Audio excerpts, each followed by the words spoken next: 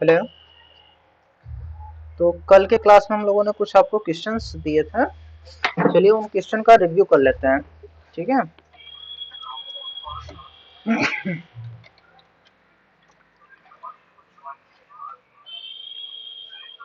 तो रिव्यू करते हैं हम लोग।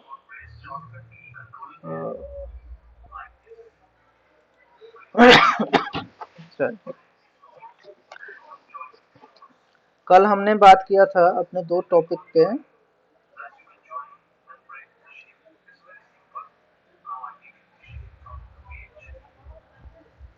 तो कल के क्लास में जो हम लोगों ने पढ़ा है पहले वो देख लेते हैं।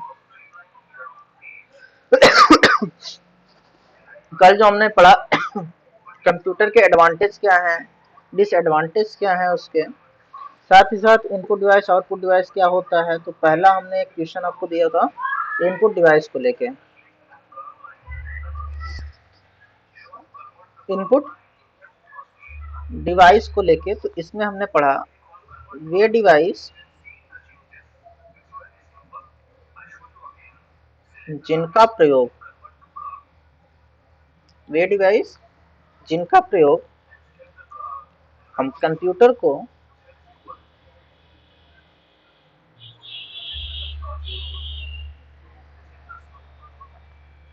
निर्देश देने के लिए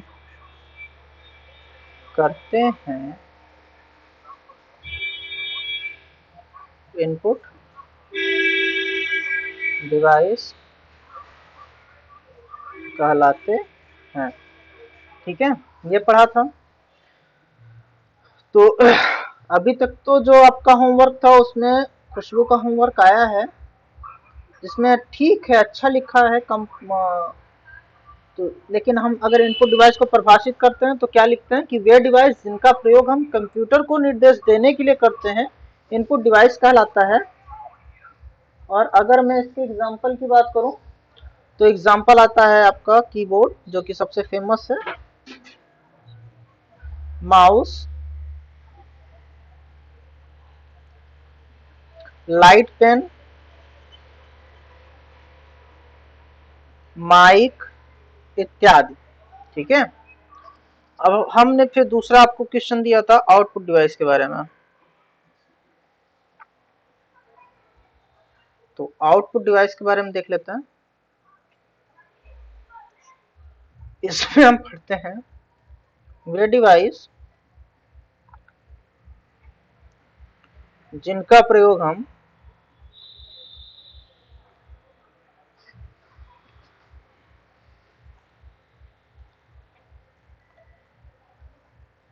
कंप्यूटर से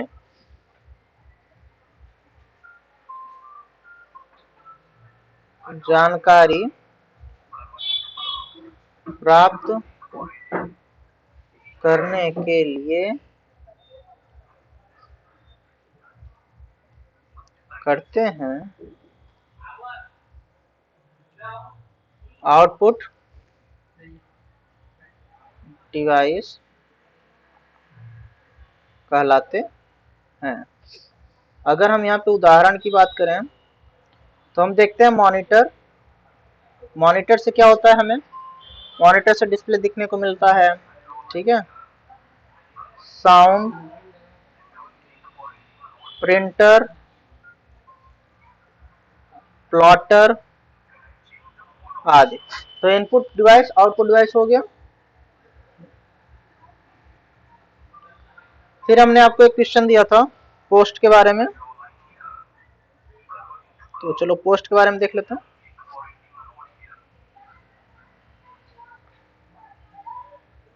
पोस्ट किस पे डिपेंड है? पावर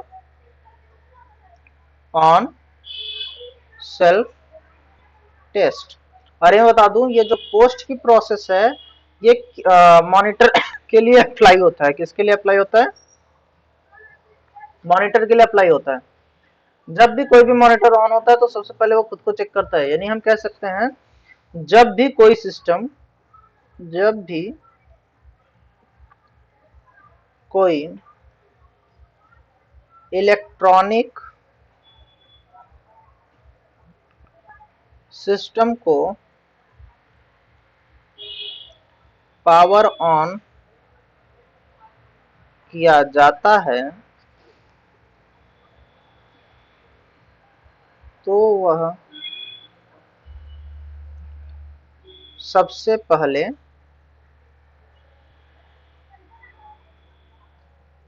खुद को चेक करता है। इस प्रोसेस को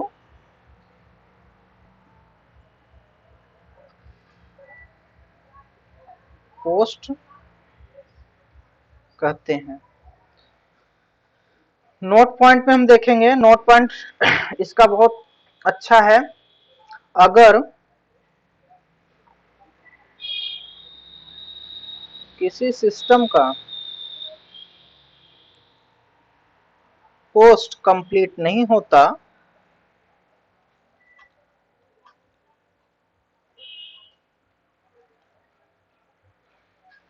है तो वह सिस्टम ऑन नहीं होता है। यहां पर ऑन होने से मतलब होता है कि उस सिस्टम का कोई भी ऑपरेटिंग सिस्टम लोड नहीं होता है। ठीक है, नेक्स्ट टॉपिक पे हम चलते हैं, जो कि नेक्स्ट टॉपिक था अपना, फिर हमने आपको दिया था बायोस के बारे में। बायोस स्टैंड करता है बेसिक इनपुट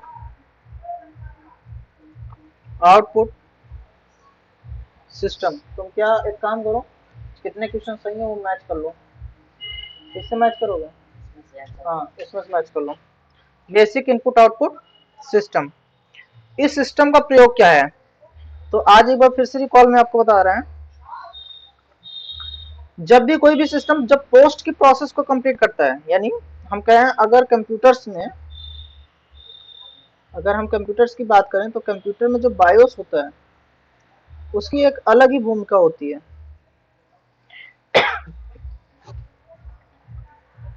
जब भी कोई इलेक्ट्रॉनिक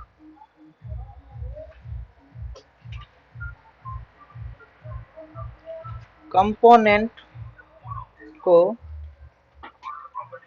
किसी कार्य के लिए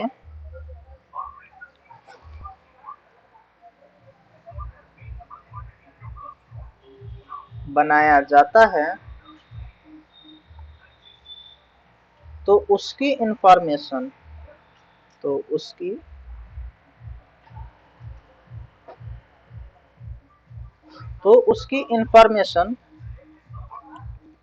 उस कंप्यूटर में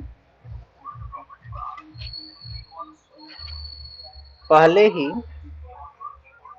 फीड कर दिया जाता है, जैसे कि वह किस तरह से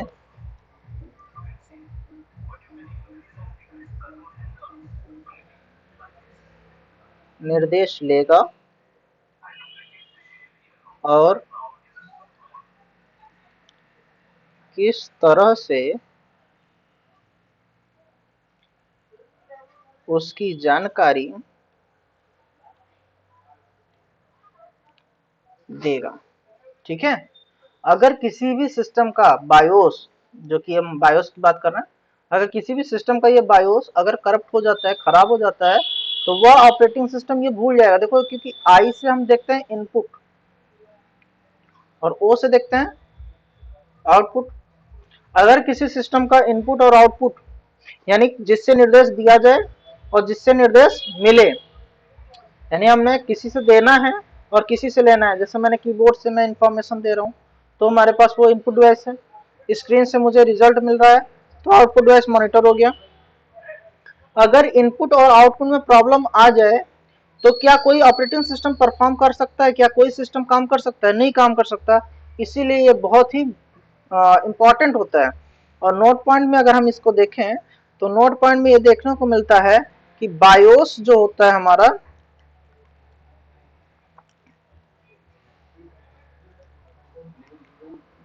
फर्मवेयर होता है। क्या होता है? फर्मवेयर होता है। बायोस एक फर्मवेयर होता है। क्यों? क्योंकि बायोस हार्डवेयर में हार्डवेयर में भी है और सॉफ्टवेयर में भी है। इसको कहते हैं हार्डवेयर का, मैं इंग्लिश में लिख दे रहा हूं, हिंदी थोड़ा सा भूल गया हार्डवेयर का। हार्डवेयर का सॉफ्टवेयर, जो हार्डवेयर का सॉफ्टवेयर है, यानी जो सॉफ्टवेयर का हार्डवेयर है, वो है बायोस, उसको कहते हैं फर्मवेयर। और इसको रोम के भी नाम से जाना जाता है। ठीक है, नेक्स्ट टॉपिक की तरफ चलते हैं हम लोग। नेक्स्ट टॉपिक में हमने दिया था आपको एसएमपीएस के बारे में, जिसका फुल फॉर्म है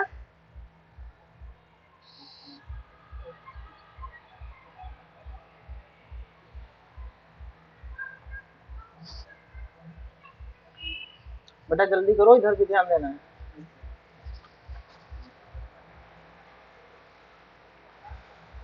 स्विच मोड पावर सप्लाई। और यह कितने तरह के होते हैं? दो तरह के होते हैं। एक होता है एटी, एक होता है eighty x.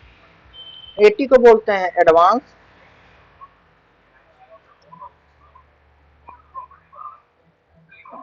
Advance technology.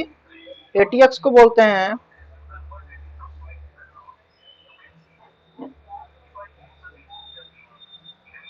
Advance technology extended. Advance technology और एडवांस टेक्नोलॉजी स्टैंडर्ड। और हम जानते हैं एसएमपीएस,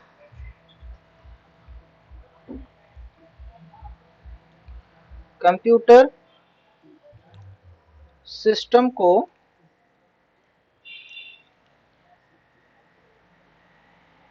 पावर सप्लाई करता है। एसएमपीएस कंप्यूटर सिस्टम को क्या करता है? पावर सप्लाई करता है। यह एसी पावर को डीसी पावर में कन्वर्ट करके उसे यूज करता है। ठीक है, एसएमपीएस में मैंने देखा कि स्विच मोड पावर सप्लाई करते हैं एटी और एटीएक्स। दो तरह के एसएमपीएस होते हैं, एक एटी होता है, एक होता है एटीएक्स। तो चलो इन दोनों के डिफरेंस में देख लेते हैं कि एटी और एटीएक्स के बारे में क्या डिफरेंस है। इधर ध्यान दो थोड़ा। अगर हम बात करें एटी और बात करें एटीएक्स, दोनों में डिफरेंस की बात करें तो जो एटी होता है तो ये होता है जब कंप्यूटर बंद हो जाए।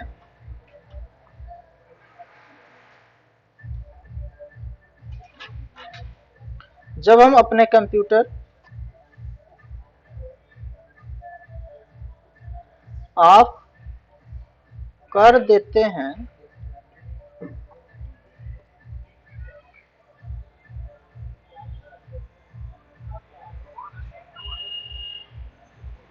फिर भी एसएमपीएस ऑन रहता। तो जो 80 एसएमपीएस होगा कि जब भी हम कभी अपने कंप्यूटर सिस्टम को बंद भी कर देंगे ना, फिर भी ये एसएमपीएस क्या रहेगा? ऑन रहेगा। और जब ये ऑन रहेगा तो हम जानते हैं कोई भी सिस्टम अगर काफी लंबे समय तक ऑन है तब वो पावर कंज्यूम करेगा, है ना। तो ये क्या करता है? ज्यादा इलेक्ट्रिसिटी यूज करता है। ठीक है, और एटीएक्स में हम देखें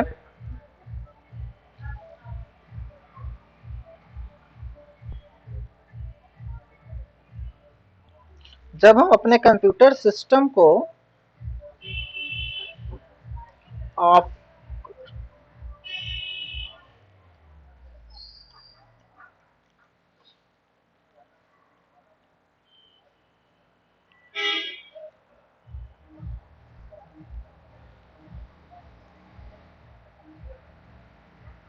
तो मदरबोर्ड को एसएमपीएस से एक निर्देश बोल रहे हैं या फिर बोल रहे हैं सिग्नल सिग्नल प्राप्त होता है और एसएमपीएस भी ऑफ हो जाता है। आप सोचो, देखो, जब मैंने कंप्यूटर सिस्टम को बंद कर दिया आपने, तो उसका जो मदरबोर्ड होगा ना, कंप्यूटर में मदरबोर्ड होता है, तो उस मदरबोर्ड से एक सिग्नल जाता है किसके पास, एसएमपीएस के पास, कि जब अभी जो मदरबोर्ड है जिसको आप पावर सप्लाई कर रहे हो वो प्रेजेंट में क्या हो चुका है, ऑफ हो चुका है, तो अब पावर सप्लाई की जरूरत नहीं है। और ये निर्देश एसएमपीएस को जब मिलता है तो एसएमपीएस भी अपने आप को क्या करता है, बंद कर देता है। और इससे क्या होता है, यह 80 एसएमपीएस के मुकाबले या 80 एसएमपीएस के अपेक्षा कम इलेक्ट्रिसिटी का प्रयोग करता है। 80 में हमने देखा कि अगर हमने कंप्यूटर बंद भी कर दिया फिर भी एसएमपीएस हमारा चल रहा है, तो जब एसएमपीएस चल रहा है तो इलेक्ट्रिसिटी तो यूज कर रहा है। और 80 में हमने देखा जब हमने कंप्यूटर सिस्टम को बंद कर दिया तो एसएमपीएस भी क्या हो गया, बंद हो गया, जिससे हमारे इलेक्ट्रिसिटी का व्यय जो था वो ज्यादा हो रहा था वो कम होने लगा। और ये आपका हो गया कल का होमवर्क। ठीक है, चलो अपने क्लास पे आ जाते हैं।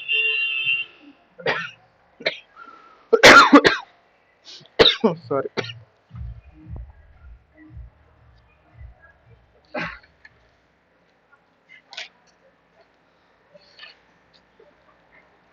चलो क्लास में हम चल रहे हैं, पीढ़ी के बारे में बात कर रहे थे, कंप्यूटर जनरेशन के बारे में, है ना। तो हम हेडिंग डाल सकते हैं कंप्यूटर का विकास, या फिर हम कह लें evolution of computer. Evolution of computer में हम देखिए, जैसे मनुष्य के विकास को हमने पढ़ा होगा अपने क्लासेस में, इवोल्यूशन आदमियों के विकास किस तरह से हुए हैं, उसी तरीके से कंप्यूटर का जो विकास हुआ उसमें पहला पीढ़ी आता है। अगर मैं पहले पीढ़ी की बात करूं तो जिसको प्रथम पीढ़ी या फर्स्ट जनरेशन कहते हैं, पहली जनरेशन, जिसकी शुरुआत हुई थी 1940 से 1956 की तरफ। कितना, 1940 से 1956। तो अगर मैं इसके एज की बात करूं तो कितने साल आया, 16 साल। कितने साल तक रहा ये जनरेशन, 16 साल तक, 1940 से 1956 तक। अब इसमें जो टेक्नोलॉजी यूज हुई, टेक्नोलॉजी की अगर मैं बात करूं तो इसमें वैक्यूम ट्यूब टेक्नोलॉजी यूज हुआ था। और इसकी जो स्पीड थी इसकी मिली सेकेंड। कितनी थी, मिली, यानी ये सिस्टम जब परफॉर्मेंस कर रहा था ना, यानी इस सिस्टम को जब भी कार्य किया जाए तो इसकी स्पीड थी मिली सेकेंड में। और जो स्टोरेज इसमें यूज होता था, स्टोरेज के लिए प्रयोग किया जाता था इसमें मैग्नेटिक ड्रम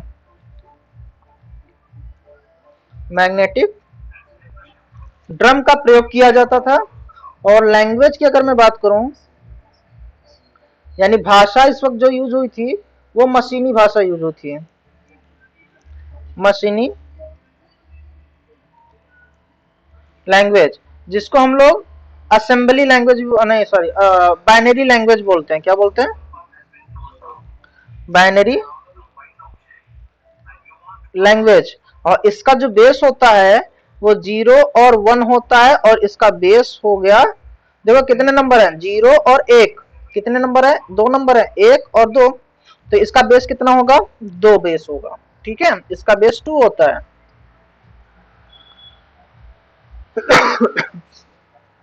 और इसमें उदाहरण देखें, उदाहरण के रूप में हमें जो कंप्यूटर मिल जाते हैं, ENIAC, UNIAC mark 1,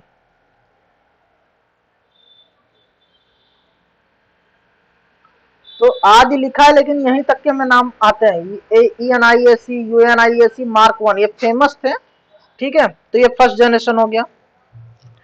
first generation की साइज की बात करें 1940 से शुरू हुई थी टेक्नोलॉजी, हमारा वैक्यूम ट्यूब हुआ। अब हम बात करें सेकंड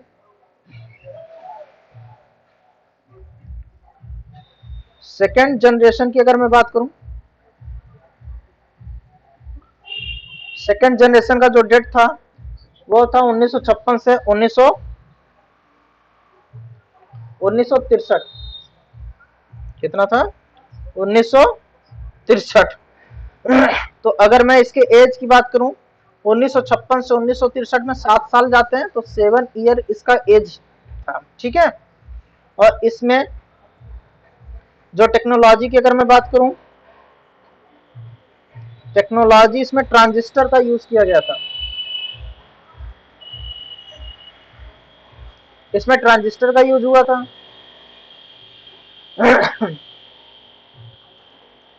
स्टोरेज के लिए किसका यूज किया गया था, मैग्नेटिक कोर टेक्नोलॉजी,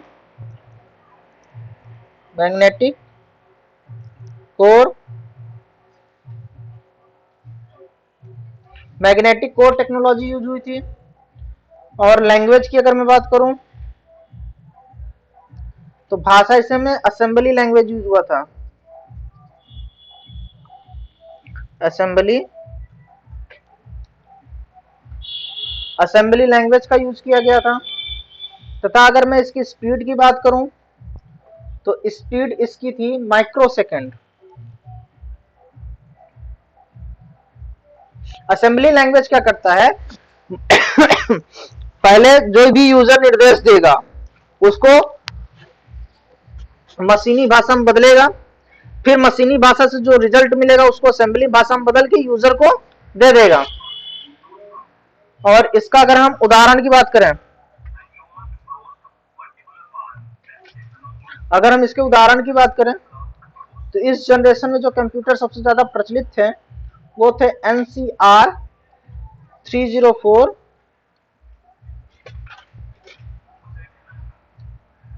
IBM 401 आदि, तो ये प्रचलित थे सबसे ज्यादा, ठीक है। और इसका प्रयोग व्यापारिक, उद्योग, इंजीनियरिंग, डिजाइन में करने चालू कर दिए थे। अब देखो, जब वैक्यूम ट्यूब था तो उसकी साइज बहुत बड़ी थी, यानी फर्स्ट जनरेशन में साइज बड़ी थी, तो इलेक्ट्रिसिटी उसमें ज्यादा कंज्यूम करता था, साथ ही साथ उसकी जो स्टोरेज थी वो सीमित थी। और उसकी स्पीड की अगर मैं बात करूं, तो इसमें माइक्रो सेकेंड है, उसमें मिली सेकेंड है, तो यहाँ पे स्पीड भी बढ़ी है, टेक्नोलॉजी बदल गई, स्टोरेज टेक्नोलॉजी जो सीमित थी थोड़ी सी बढ़ा दी गई है, भाषा असेंबली का प्रयोग करना चालू हो गया।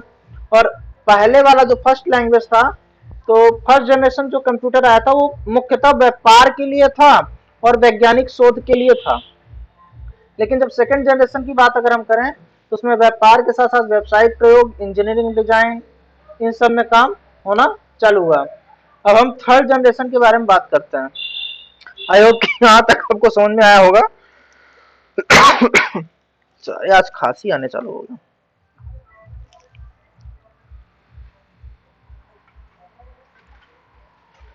चलो थर्ड जनरेशन की बात करें,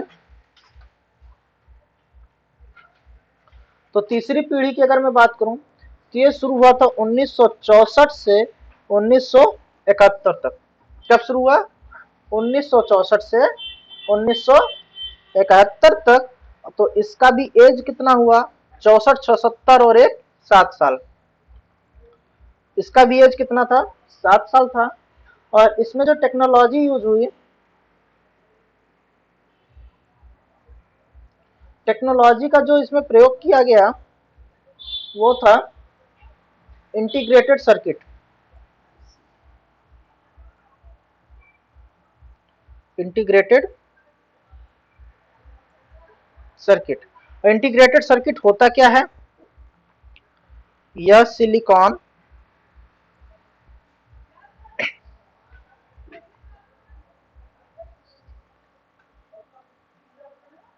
के एक सामान्य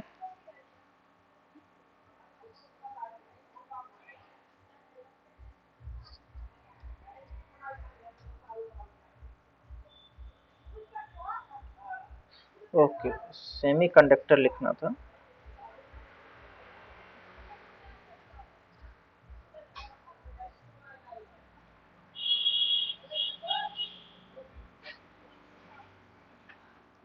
यह सिलिकॉन के एक समान सेमीकंडक्टर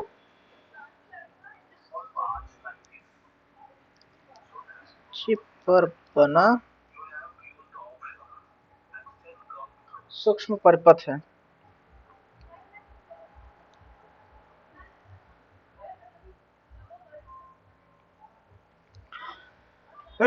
जिसको हम लोग क्या कहते हैं? आईसी के नाम से जानते हैं। किसके नाम से जानते हैं?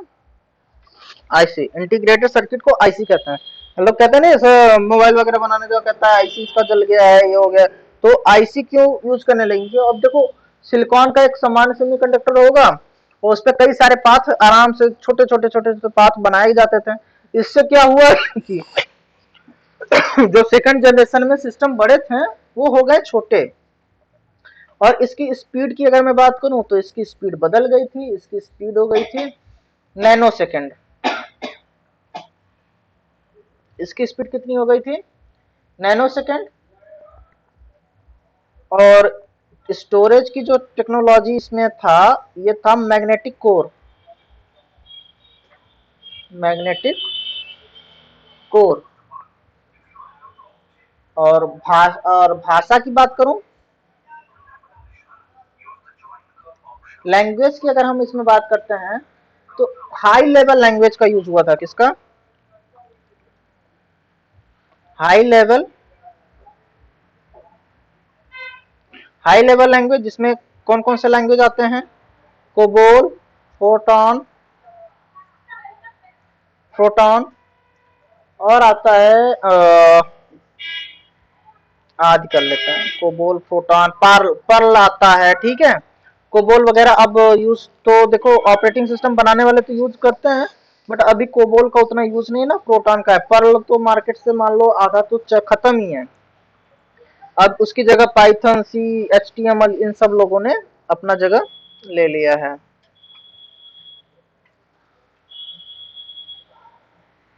हाँ। और उदाहरण की अगर मैं बात करूं तो इसमें जो उदाहरण में हमें देखने को मिलता है IBM 360,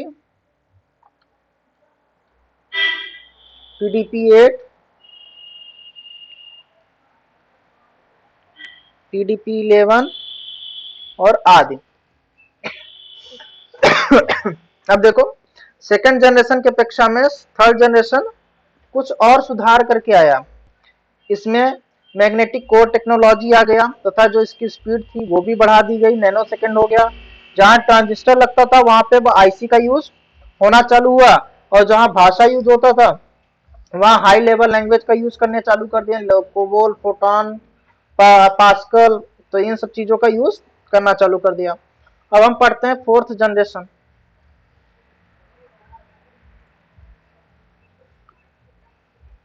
फोर्थ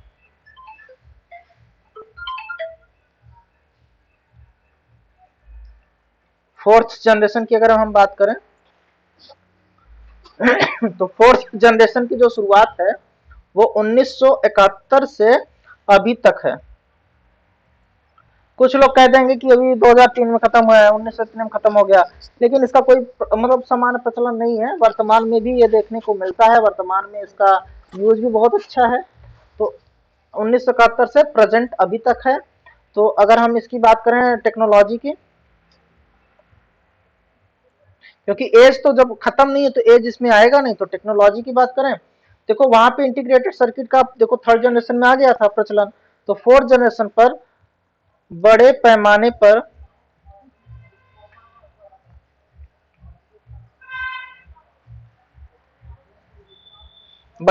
पर आईसी का प्रयोग, इंटीग्रेटेड सर्किट का बहुत बड़े पैमाने पर काम चालू हुआ। और स्टोरेज की अगर मैं बात करूं, तो अब स्टोरेज देखो थर्ड जनरेशन तक ना, और फोर्थ जनरेशन को तक अगर मैं बात करूं तो 1998 तक में तो बीडी चलता था और फ्लॉपी डिस्क यूज में आता था। लेकिन 1998 और 1995 इसके बाद से हार्ड डिस्क प्रचलन में आ गया, इसीलिए हम ये नहीं कह सकते कि फोर्थ जनरेशन खत्म था, फोर्थ जनरेशन भी है अभी प्रेजेंट में। कई कई जगह पे हमारी जो सुरक्षा एजेंसियां हैं वो फ्लॉपी वगैरह डिस्क का प्रयोग करती हैं। तो इसमें स्टोरेज की जो बात आएगी, सेमीकंडक्टर मेमोरी और Winchester disk.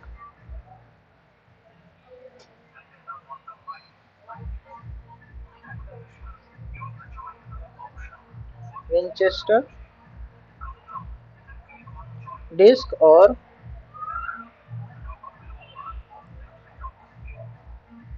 Semiconductor memory storage में आ गया। और अगर हम फिर अब इसके बात करें, ये तो अपना हो गया स्टोरेज, ठीक है। लैंग्वेज की अगर मैं बात करूं तो भाषा इसमें क्या था, फोटान 77,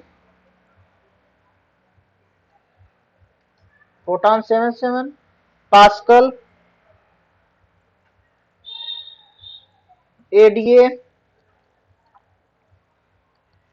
अब देखो कोबोल का एक नया वर्जन आया, कोबोल 74, कोबोल 74 आ गया है ना। स्पीड की बात करूं तो नैनो सेकंड उसमें था, इसमें पिको सेकंड हो जाएगा, ठीक है। और उदाहरण की मैं बात करूं तो उदाहरण में हम लोग देखते हैं IBM 4341,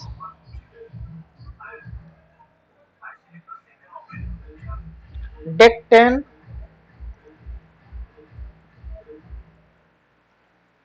एप्पल 2 आदि।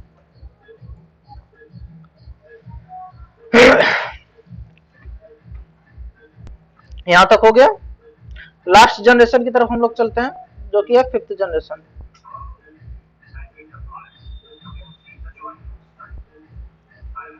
फिफ्थ जनरेशन की अगर मैं बात करूं तो भाई ये अभी से प्रेजेंट से ले लेते हैं,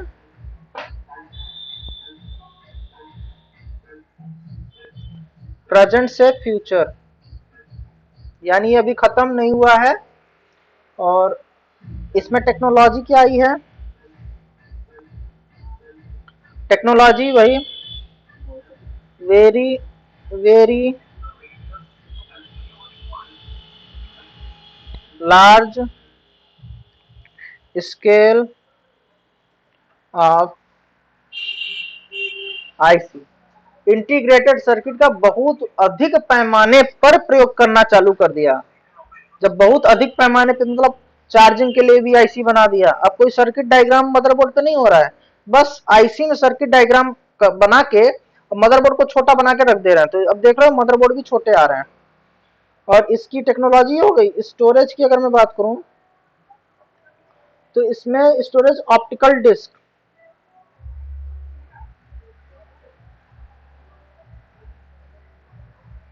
ऑप्टिकल डिस्क जिसमें एसएसडी जो है जिसको कहते हैं सॉलिड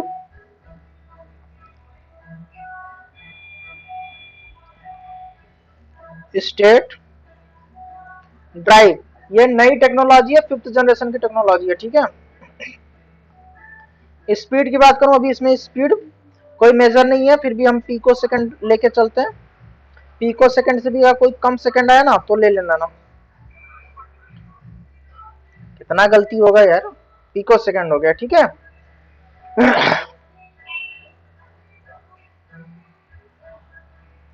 भाषा की बात करूं तो रोबोटिक,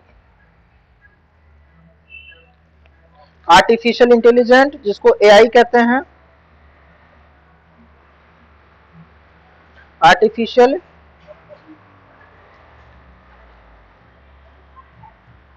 आर्टिफिशियल इंटेलिजेंस, ठीक है, इसका प्रयोग होना चालू हो गया था। उदाहरण अगर हम देखें, उदाहरण में हमें बहुत सारे उदाहरण देखने को मिल जाएंगे अपने आसपास, जैसे सेंसिंग डिवाइस वगैरह हो गया, रोबोट हो गया, है ना, रोबोट्स वगैरह जितने भी हैं, रोबोट की बात कर लें हम, ठीक है, और एआई टेक्नोलॉजी की बात कर लें, तो ये सारे उदाहरण हमें, जिसे मोबाइल में देख रहा हूँ आर्टिफिशियल इंटेलिजेंस है, तो मोबाइल कोई ब्रांड है। अभी अगर मैं बात करूँ, अगर कंप्यूटर्स की बात करूँ जिसमें ये सारी फीचर्स है, तो हम बात कर सकते हैं एप्पल,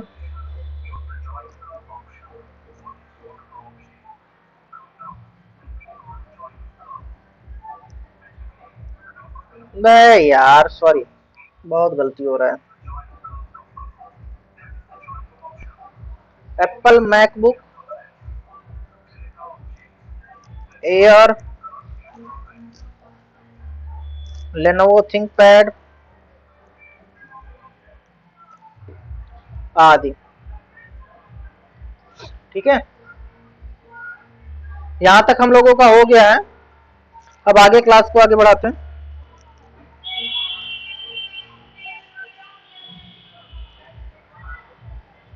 चलिए अब आगे बढ़ते हैं और करते हैं कंप्यूटर का वर्गीकरण। नेक्स्ट हेडिंग होगी हमारी कंप्यूटर का वर्गीकरण। कंप्यूटर के वर्गीकरण में हम पढ़ते हैं कंप्यूटर को कितने आकार में मुख्यतः बांटा गया है। तो कंप्यूटर को अगर आकार की बात करें तो आकार तो मुख्य रूप से दो भागों में बांटा गया है। कितने भागों में? दो भागों में बांटा गया है। पहला आकार के आधार पर, आकार के आधार पर दूसरा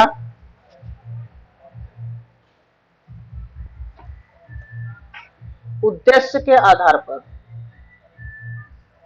या हम बात करें कार्य के आधार पर, कार्य के आधार पर, ठीक है। आकार के आधार पर दो भागों में बांटा गया, जिसको हम पढ़ते हैं समान उद्देश्य हेतु, सामान्य कार्य हेतु, सामान्य कार्य हेतु, और इसमें हमने पढ़ा सेकंड विशिष्ट कार्य हेतु।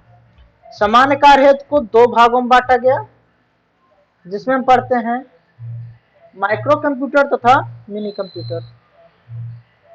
माइक्रो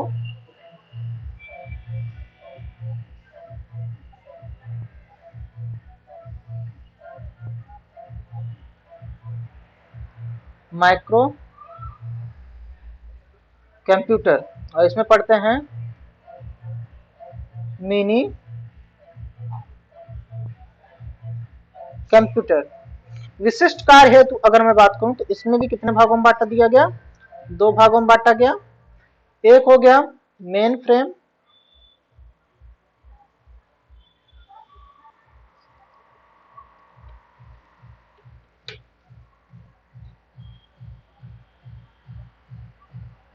मेन फ्रेम कंप्यूटर, और एक हो गया सुपर कंप्यूटर।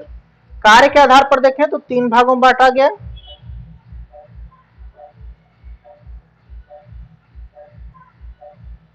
एनालॉग,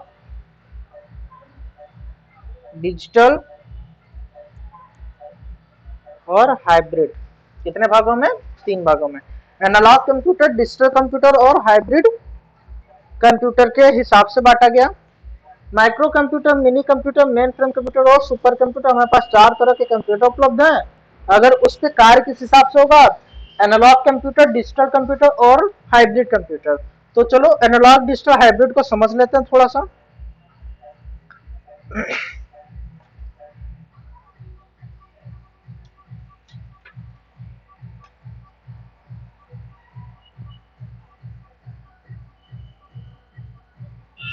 तो एनालॉग कंप्यूटर क्या करता है, अगर हम हेडिंग डालें एनालॉग कंप्यूटर,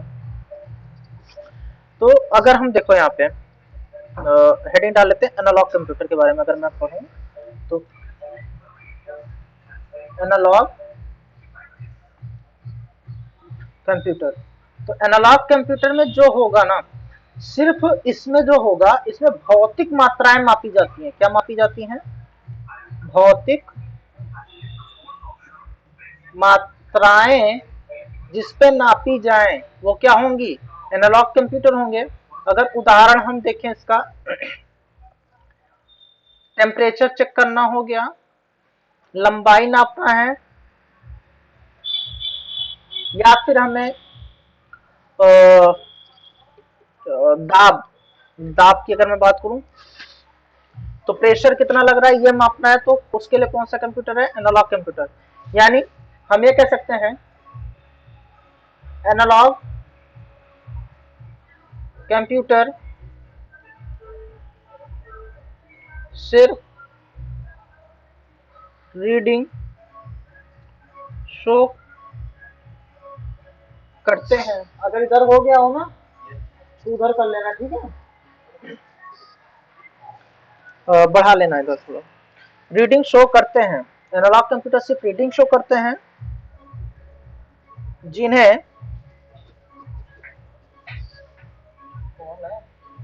ध्यान से देखते हो ना, जिन्हें यूजर को पढ़ना होता है। एनालॉग कंप्यूटर सिर्फ रीडिंग शो करते हैं जिन्हें यूजर को पढ़ना होता है। जैसे आपके घर में देखो, सबसे अच्छा उदाहरण अगर मैं बात करूं तो घड़ी ले लेते हैं। तो जैसे 12, 4 इस तरह से जो बजते हैं ना,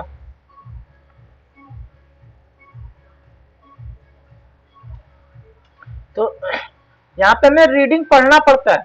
तो ये कौन से कंप्यूटर के उदाहरण में आता है? ये आता है एनालॉग, इसको कहते हैं एनालॉग, ठीक है। चलो अब डिजिटल के बारे में पढ़ लेते हैं।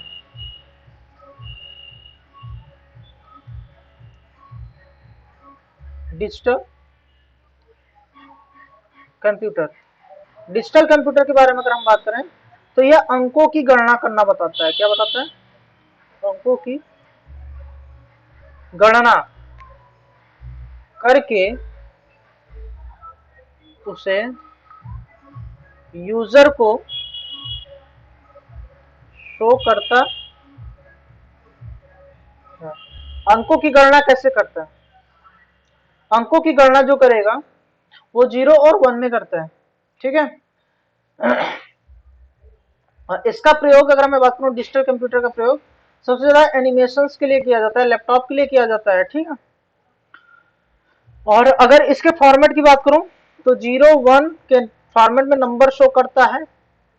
और इसी तरह से अगर मैं हाइब्रिड की बात करता हूं तो हाइब्रिड कंप्यूटर हम देखते हैं तो वे कंप्यूटर जिनमें एनालॉग तथा डिजिटल दोनों के गुण सम्मिलित होते हैं। वे कंप्यूटर जिनमें एनालॉग तथा हाइब्रिड दोनों के गुण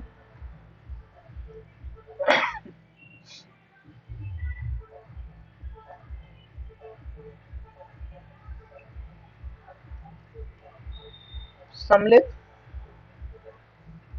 होते हैं,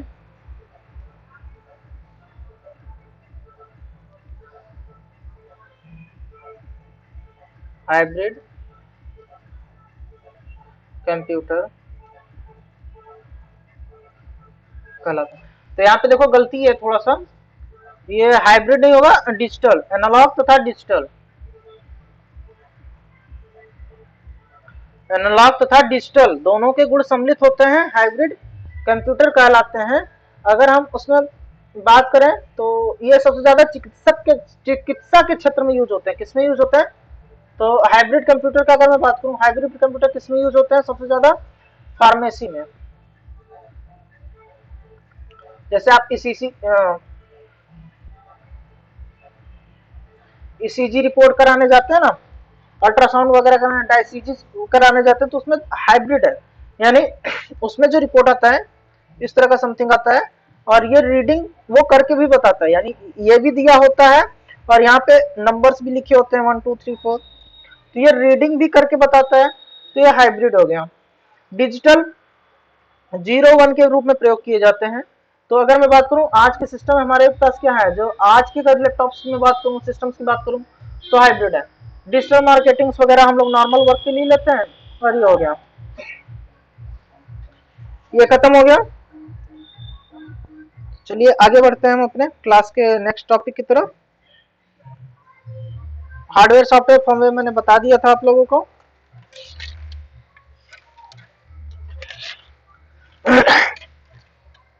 कल सॉफ्ट कॉपी हार्ड कॉपी के बारे में बता दिया था। जब यूजर को कोई चीज डायरेक्ट प्राप्त होता है तो सॉफ्ट कॉपी होता, मतलब हार्ड कॉपी होता है, यह प्रिंट करा के दें, और जो डिजिटल मीडिया होता है वो होता है सॉफ्ट कॉपी होता है। ठीक है, तो एक और चीज में देखते हैं, स्टोरेज के बारे में बात करते हैं। तो इसमें एक नोट पॉइंट लिख लेना, रजिस्टर। रजिस्टर क्या होता है? रजिस्टर बहुत तीव्र गति वाले अस्थायी स्टोरेज लिखते हैं। इधर का भी लॉक कर दो, उधर का भी लॉक कर दो। तो क्या है ये? यह बहुत तेज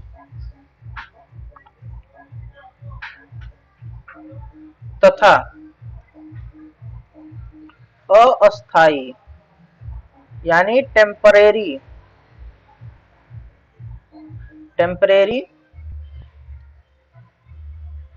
स्टोरेज टेक्नोलॉजी है।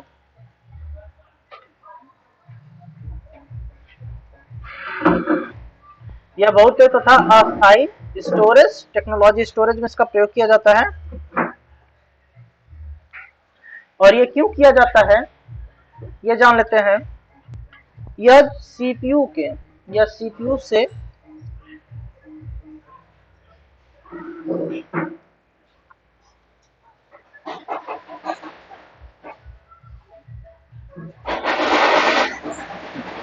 या सीपीयू के डेटा का उपयोग करने के लिए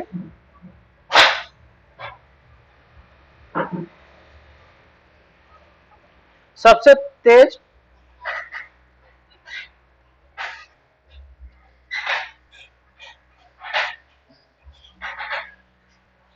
मार्ग देते हैं।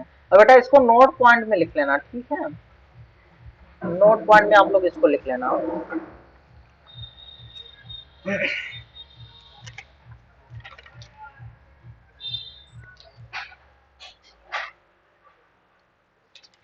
और नेक्स्ट हेडिंग डाल लेना कल के लिए, कंप्यूटर मेमोरी।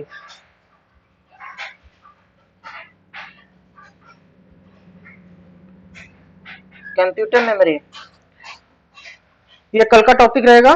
आज का होमवर्क मैं आप लोग को व्हाट्सएप पे डाल दे रहा हूँ, आप लोग अपने अपने होमवर्क आज जरूर देख लीजिएगा। और जिन्होंने अपने होमवर्क नहीं भेजे होते हैं तो उनसे यही कहना है कि आप लोग अपने अपने होमवर्क मुझे 5 बजे तक भेज दिया करें, या फिर जैसे ही आप क्लास करके आते हो शाम को 6 बजे या फिर सुबह के समय में भेज दीजिए, जिससे उसको चेक करके रिव्यू करने में आसानी रहे, बार बार हमें क्लास में वो चीज रिपीट ना करनी पड़े, इससे थोड़ा सा टाइम ज्यादा जाता है। और आपको जो चीजें नहीं समझ में आती हैं या फिर कोई चीजें ऐसी हैं जो आपको नहीं समझ में आ रहा है, तो आप कॉल से पूछ सकते हैं, डायरेक्ट पिन कर सकते हैं, व्हाट्सएप पे पूछ सकते हैं। कल हम लोग कंप्यूटर मेमोरी पढ़ेंगे, थोड़ा इसको विस्तार से देखेंगे, मेमोरी क्या है, कितने तरह की होती हैं। तो आपको मिलते हैं कल की क्लास में। Thank you.